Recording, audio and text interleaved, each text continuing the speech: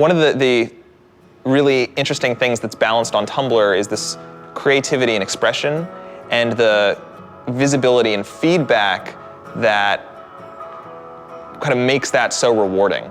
So we, more than anything, focus on tools for creative expression for really creative people, but then we've been more and more adding tools that let everybody else, everybody who aspires to be as talented and creative as these super creative people, we give them the tools to just shower them with feedback, to spread all of the stuff that they're doing and expose them to new audiences that they wouldn't necessarily have access to. That's one of the things I think is perhaps so unique about Tumblr. That artist who put something neat out there, all of a sudden is getting all of this new attention for this thing that they put out there, where they didn't really have to hustle all that hard. They made the thing, they put it out there, and this community of people who just hungers for amazing, clever, creative stuff to consume, they're just constantly out there looking for this stuff. They'll grab it and they'll share it with everybody else in their community.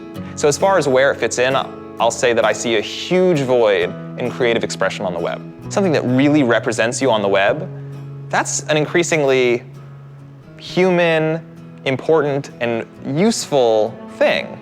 Right? Having something that you're proud of show up when people Google you, that's like a really powerful thing. Having a address to put on your business card so people can go to your site and see the things that you care about and the things that you're creating. It's a really powerful thing. And I think it's an increasingly human thing. Building things and releasing tools for creative people, they just turn around and blow your mind with what they're able to do with them. That's extraordinarily rewarding. I mean, seeing the Beastie Boys debut their album on your site in this beautiful way that no band has ever done before, seeing John Mayer posting his photography online for the first time, that shit's wild. That's absolutely incredible and incredibly rewarding.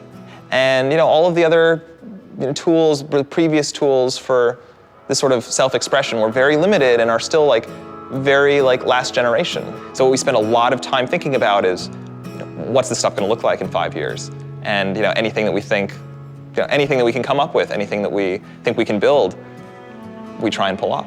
I mean, it's hard to wake up and not just feel tremendously lucky for what's really an incredible privilege, right? Lots of people are extraordinarily creative, extraordinarily talented, and the same sort of stuff that I try and pass at. And I've wound up in this extraordinary position to get to do that in front of an audience of tens of millions of people. That is a true privilege and something that I don't take for granted.